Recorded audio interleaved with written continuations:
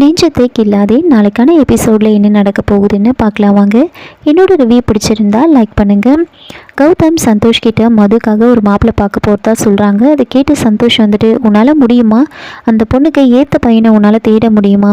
அவங்க middle class, அவங்களோட எக்ஸ்பெக்டேஷன்லாம் வேறு மாதிரி இருக்கும். அவங்க பணத்துக்கு பெருசாக முக்கியத்துவம் கொடுக்க மாட்டாங்க. பையன் நல்ல பையனாக இருக்கணும், எந்த கெட்ட பழக்கமும் இருக்கக்கூடாது, குடும்பம் நல்ல குடும்பமாக இருக்கணும், அப்படி தான் எதிர்பார்ப்பாங்க. அவங்களுக்கு ஏற்ற மாதிரி ஒரு மாப்பிள்ளையை உன்னால் தேட முடியுமா அப்படின்னு சொல்ல, ஏன் முடியாது? எவ்வளோ பெரிய விஷயத்தையும் உட்காந்த இடத்துலையே நான் முடிப்பேன்னு உனக்கு தெரியும்ல. இந்த மாப்பிள்ளை பார்க்குற விஷயம்லாம் சொடக்கு போடுற நேரத்தில் பண்ணி முடிச்சிடுவேன் அப்படின்னு சொல்ல, அப்படியா? அப்போது உனக்கு இவ்வளோ நாளாக பொண்ணு தேடிட்டு இருக்கோமே, முடிஞ்சதா உனக்கு அப்படின்னு கேட்டதுமே கௌதம் அமைதியாகிடுறாரு. அப்போது நல்ல மழை பெஞ்சிட்ருக்கும். இன்னொரு பக்கம் மதுவும் இந்த கல்யாணத்தை பற்றி தான் யோசிச்சுட்டு இருப்பாங்க. ரெண்டு பேரும் அப்படியே மழையை பார்த்துக்கிட்டே வந்து யோசிச்சுட்டு இருக்காங்க. மது அவங்க அம்மா பேசினதெல்லாம் யோசிச்சுக்கிட்டு, எல்லாரும் கல்யாணத்தை பற்றி மட்டும் பேசுகிறாங்களே, வாழ்க்கையில் அன்பு ரொம்ப முக்கியம், நம்ம தலையில் கல்யாணம்னு ஒன்று எழுதியிருக்கா, நமக்கேற்ற பையன் கிடைப்பானா அப்படின்லாம் நினச்சிட்ருக்கேன். அங்கே கௌதம் சந்தோஷ் கிட்ட, கண்டிப்பாக கிடைப்பான், அந்த பொண்ணு மதுக்கு ஏற்ற மாதிரி ஒரு நல்ல பையனை நான் தேடி கண்டுபிடிக்கிறேன், என்னால் முடியும் அப்படின்னு சொல்லிகிட்ருக்காங்க. இங்கே மதுக்கு வந்து மாப்பிள்ளை பார்க்குறதுக்காக மேட்ரிமோனியில் போட சொல்லி வந்து அதித்தி கிட்ட சொல்லியிருப்பாங்க. அதனால் அவங்க வந்து அப்படியே என்ன ஏஜ் போடலாம் அப்படின்னு வந்து ரேணுகா கிட்ட வந்து கேட்டுட்ருக்காங்க. அப்போ அவங்க வந்து சொல்கிறாங்க, ஒரு 28 போடு அப்படின்னு சொல்கிறாங்க. உடனே மது வந்து, அம்மா எதுக்காக நீங்கள் இப்படிலாம் போட சொல்லி சொல்கிறீங்க? ஏய், உனக்கு என்னோடய வயசு தெரியாதா? 35 போடுடி அப்படின்னு சொல்ல, அப்போது ரேணுகா வந்துட்டு, இங்கே பாரு, நீயும் என்ன மாதிரி கொஞ்சமாவது பியூட்டி கான்ஷியஸாக இருந்து ஃபேஸ் பேக்லாம் போட்டிருந்தேன்னா இப்போவும் நீ 28 வயசு மாதிரி தான் தெரிஞ்சிருப்ப. இப்போது வயசு கம்மியாக போடுறதுல உனக்கு என்ன பிரச்சனை?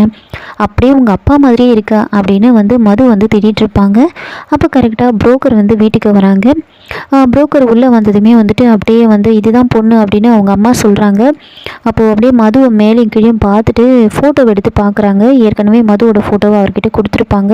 அதை பார்த்துட்டு, பொண்ணு ஃபோட்டோவில் சின்ன பொண்ணு மாதிரி இருக்குது, ஆனால் நேரில் அப்படின்னு சொல்ல உடனே மதுக்கு ஒரு மாதிரி ஆகிடுது. அங்கேருந்து போயிடுறாங்க. உடனே ரேணுகா வந்துட்டு, என் பொண்ணுக்கு வந்து நீங்கள் நல்ல மாப்பிள்ளையாக பாருங்கள், ஒரு டாக்டர், இன்ஜினியர், ப்ரொஃபஸர் அப்படி பாருங்கள் அப்படின்னு சொல்ல, உடனே அந்த புரோக்கர் வந்துட்டு ரொம்ப கிண்டலாக வந்து சொல்கிறாரு, என்னம்மா இந்த IAS IPSலாம் விட்டுட்டீங்களே அப்படின்னு சொல்கிறாங்க. இங்கே பாருங்கள், பொண்ணுக்கு செய்ய வேண்டியதெல்லாம் நாங்கள் செஞ்சுருவோம், நீங்கள் நல்ல மாப்பிள்ளையாக பார்த்து சொல்லுங்கள் அப்படின்னு சொல்லி அனுப்புகிறாங்க. அவங்களும் வந்து கேட்டுட்டு அங்கேருந்து வந்து போயிடுவாங்க. இங்கே வந்துட்டு கௌதம் என்ன பண்ணுறாருன்னா, அவங்க ஆளுங்கிட்ட சொல்லி எப்படி வந்து மாப்பிள்ளையை பார்க்கணும் அப்படின்னு சொல்லி கொஞ்சம் மாப்பிள்ளையோட லிஸ்ட்டை வந்து எடுத்துகிட்டு சொல்லி அவங்கக்கிட்ட வந்து சொல்லியிருப்பாங்க. அதே மாதிரி மாப்பிள்ளையோட ப்ரொஃபைலோட செல்ஃபி வீடியோ ஒன்று வேணும் அப்படின்னு சொல்லி அனுப்புகிறாங்க. இப்போ பார்த்துட்டு இருந்த சந்தோஷ் வந்துட்டு, எதுக்காக செல்ஃபி வீடியோ, ஏதாவது ஆடிஷன் இருக்கா அப்படின்னு வந்து கேட்க, இல்லை அந்த பொண்ணு மதுக்கு மாப்பிள்ளை பார்க்குறேன், இப்போலாம் வந்து ஃபோட்டோ வந்து அனுப்புகிறவங்க வந்து ஃபோட்டோஷாப் பண்ணிடுறாங்க, அதனால தான் செல்ஃபி வீடியோ கேட்டேன் அப்படின்னு சொல்கிறாங்க. உனக்கு ஒன்று தெரியுமா, அந்த பொண்ணு வந்து ரொம்ப திமிரு பிடிச்சவ, ரொம்ப அகங்காரம் பிடிச்சவ, அவளுக்கெல்லாம் மாப்பிள்ளை தேடுறது ரொம்ப கஷ்டம், அவளுக்கு ரொம்ப வாய் அதிகம், அதனால தான் வந்து இவ்வளோ நாள் அவளுக்கு கல்யாணம் ஆகாமல் இருந்திருக்கு அப்படின்னு சொல்கிறாங்க. இதெல்லாம் கேட்டு சந்தோஷம் வந்து, உனக்கும் அதே நிலைமை தான் அப்படின்ற மாதிரி மனசில் நினச்சிட்டு இருப்பாங்க. இதெல்லாம் வந்து பேசிகிட்டு இருக்கும்போது இங்கே வந்துட்டு அதித்தி வந்து மதுமிதா கிட்ட வந்து கேட்குறாங்க, அக்கா உங்ககிட்ட ஒன்று கேட்கணும், அந்த மாயா வந்துட்டு நம்ம ஜீவாக்கு செட் ஆகலாம், அவள் நம்மளை வந்து அட்ஜஸ்ட் பண்ணி இருப்பாளா அப்படின்னு கேட்குறாங்க. என்ன நீ இவன்னு பேசுகிற, அண்ணின்னு சொல்லு, கண்டிப்பாக வந்து அதெல்லாம் வந்து செட் ஆகிடுவா, அவளுக்கு ஜீவானா உயிர், ஜீவாவும் அவளை ரொம்ப லவ் பண்ணுறாங்க, ஒரு லைஃப்பில் இந்த அன்பு பாசம் இதெல்லாம் ரொம்ப முக்கியம், அதனால அவங்க ரொம்ப சந்தோஷமாக இருப்பாங்க அப்படின்னு சொல்லிட்டு இருக்கும் போதே அங்கே வந்து ஒரு கால் வருது லேண்ட்லைனுக்கு. அப்போ மது வந்து அட்டன் பண்ணலான்னு வராங்க. ஆனால் அதுக்குள்ளவே வந்து அவங்க அப்பா வந்து அட்டன் பண்ணிவிடுவார். அட்டன் பண்ணி பேசும்போது புரோக்கர் தான் பேசுவார், உங்கள் பொண்ணுக்கு ஒரு நல்ல வரன் வந்திருக்கு அப்படின்னு சொல்கிறாங்க. அப்படியா, சொல்லுங்கள் அப்படின்னு கேட்க, இல்லை மாப்பிள்ளை வீட்டுக்காரங்க ஒன்று கேட்டாங்க அப்படின்னு சொல்ல, என்ன கேட்டாங்க அப்படின்னு கேட்குறாங்க. இல்லை நீங்கள் பொண்ணுக்கு எவ்வளோ செய்வீங்க, எவ்வளோ நகை போடுவீங்க, காரு இதெல்லாம் எவ்வளோ செய்வீங்கன்னு கேட்டாங்க அப்படின்னு சொன்னதுமே அவங்க அப்பாவுக்கு கோவம் வந்துடுது. இங்கே பாருங்கள், எங்கள் பொண்ணுக்கு வந்து நாங்கள் எந்த ஒரு வரதட்சணையும் கொடுக்குற மாதிரி இல்லை, யாருக்கும் லஞ்சம் கொடுத்து வந்து நாங்கள் மாப்பிள்ளையை வந்து கட்டி வைக்கணும்னு ஒன்றும் அவசியம் இல்லை அப்படின்னு வந்து ரொம்ப கோவமாக சொல்கிறாங்க. இப்போ ரேணுகா வந்துட்டு ஏங்க நீங்கள் இப்படி பேசுகிறீங்க, கொஞ்சம் பொறுமையாக பேசுங்க அப்படின்னு சொல்கிறாங்க. நீ அமைதியார், எனக்கு தெரியும், இங்கே பாரு இந்த மாதிரிலாம் கேட்டுக்கிட்டு இங்கே வந்து ஃபோன் பண்ணாத அப்படின்னு ரொம்ப கோவமாக அந்த புரோக்கரை திட்டிட்டு ஃபோனை வந்து வச்சுருவாங்க. அதை பார்த்துட்டு ரேணுகா வந்து டென்ஷன் ஆகிட்டு அவங்க அங்கேருந்து போயிடுவாங்க. இங்கே சந்தோஷ் வந்துட்டு ஒரு சில மாப்பிள்ளைங்களோட ஃபோட்டோவெல்லாம் ஷார்ட்லிஸ்ட் பண்ணி அதை வந்து கௌதம் கிட்ட வந்து காமிக்கிறாங்க.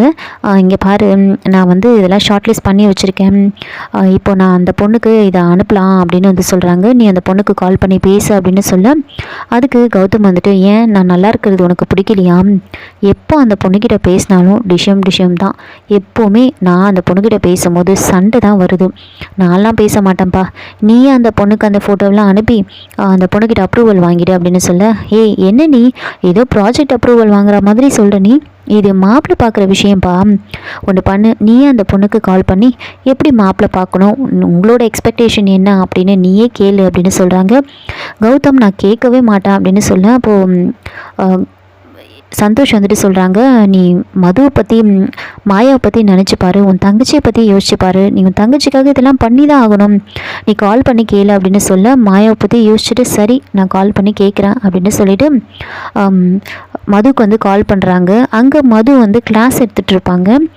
எல்லாரையும் வந்து ஃபோனை வந்து சைலண்டில் போட சொல்லுவாங்க. ஆனால் கடைசியில் அவங்களே போட்டிருக்க மாட்டாங்க. கரெக்டாக கௌதம் வந்து கால் பண்ணுறாங்க. முதல் முறை வந்து அட்டென்ட் பண்ண மாட்டாங்க, செகண்ட் டைமும் கால் பண்ணதுனால அட்டென்ட் பண்ணுறாங்க. அப்போ கௌதம் வந்துட்டு டக்குன்னு விஷயத்த சொல்கிறாங்க, உங்கள் நம்பருக்கு வந்து நான் ஒரு சில ப்ரொஃபைல் எல்லாம் அனுப்பி வச்சுருக்கேன், அதில் உங்களுக்கு எந்த பையனை பிடிச்சிருக்குன்னு பார்த்துட்டு எனக்கு சொல்லுங்கள் அப்படின்னு சொல்கிறாங்க. உடனே மது வந்துட்டு அதை கேட்டுட்டு ஹலோ நான் கிளாஸில் இருக்கேன் அப்புறம் பண்ணுறேன் அப்படின்னு சொல்லிட்டு கட் பண்ணிவிடுவாங்க. உடனே கௌதம் வந்து சந்தோஷ் கிட்ட வந்து சொல்கிறாங்க, அவள் எதுவுமே பதில் சொல்லலாம், நான் கேட்டது கூட அவள் எதுவுமே பதில் சொல்லலை, ஒரு ரெஸ்பான்ஸும் இல்லை அவகிட்ட இருந்து அப்படின்னு சொல்ல சரி அவங்க என்ன சொன்னாங்கன்னு தெளிவாக சொல்லு அப்படின்னு சொல்ல நான் கிளாஸில் இருக்கேன்னு சொல்லிட்டாடாவ அப்படின்னு சொல்ல கிளாஸில் இருக்கும்போது எப்படிடா பேச முடியும், நீ முதல்ல நேரில் போய் பேசிட்டு வந்துடு அப்படின்னு சொல்ல கௌதம் வந்துட்டு சரி நேர்லேயே போகிறேன் அப்படின்னு சொல்லிட்டு வேண்டாம் வரப்போ அங்கேருந்து போகிறாங்க. அப்போது மது வந்துட்டு கிளாஸ் எல்லாம் முடிச்சுட்டு வெளியில் வராங்க. நல்ல மழை பெஞ்சிட்ருக்கோம், கொடை பிடிச்சிட்டு நின்றுட்டுருக்காங்க. அப்போ கொஞ்சம் லேட்டாக வந்து ஆட்டோக்காரங்க வந்து வராங்க. ஆட்டோவில் ஏறி உட்காந்ததுமே வந்துட்டு ஆட்டோ வந்து ஸ்டார்ட் பண்ணி பார்க்குறாங்க. ஆட்டோ ஸ்டார்ட் ஆகாது, அதனால் வந்து வேறு ஆட்டோக்காக அங்கேயே வந்து புக் பண்ணுறதுக்காக அங்கேயே நின்றுட்டு இருப்பாங்க. அப்போ கரெக்டாக வந்து கௌதமோட கார் வந்து அந்த இடத்துக்கு வந்து வருது, அந்த காலேஜுக்கு வந்து வருது. வந்ததுமே வந்துட்டு மெயின் பில்டிங் எங்கே இருக்குன்னு கேட்க சொல்கிறாங்க. அப்போ ஒரு சில கேர்ள்ஸ் எல்லாம் அங்கே வந்துட்டுருப்பாங்க. டிரைவர் வந்து கேட்குறாங்க இங்கே மெயின் பில்டிங் எங்கே இருக்குது அப்படின்னு கேட்குறாங்க. இதுதான் மெயின் பில்டிங் அப்படின்னு சொன்னதுமே அவங்க பேசிகிட்டு இருக்கிற டைமில் வந்து அந்த கேர்ள்ஸ் எல்லாம் வந்து கௌதம் வந்து பார்த்துருவாங்க. பார்த்துட்டு அந்த கார் அங்கேருந்து மூவ் ஆகி போகுது. அந்த காரில் இருக்கிறது யார் தெரியுமா, கௌதம் பழனிசாமி அப்படின்னு சொல்கிறாங்க. கண்டிப்பாக வந்து இங்கே என்ன படிக்கிறதுக்காக வந்திருப்பாரு, ஏதோ ஒரு பொண்ணை பிக்கப் பண்ணுறதுக்கு தான் வந்திருக்காரு அப்படின்னு சொல்லிட்டு சரி வெயிட் பண்ணி பார்ப்போம் அப்படின்னு பார்க்குறாங்க. கரெக்டாக நேராக கௌதம் வந்துட்டு மது கிட்ட போய் காரை நிறுத்த சொல்கிறாங்க. அப்போ கரெக்டாக வந்து மதுவும் வந்து யாருன்னு பார்க்குறாங்க, கௌதமும் திரும்பி பார்க்குறாங்க. இதோட இந்த எபிசோடை வந்து முடிச்சிருக்காங்க. என்னோட ரிவ்யூ பிடிச்சிருந்தால் லைக் பண்ணுங்கள், மறக்காமல் சப்ஸ்கிரைப் பண்ணுங்கள். தேங்க்யூ.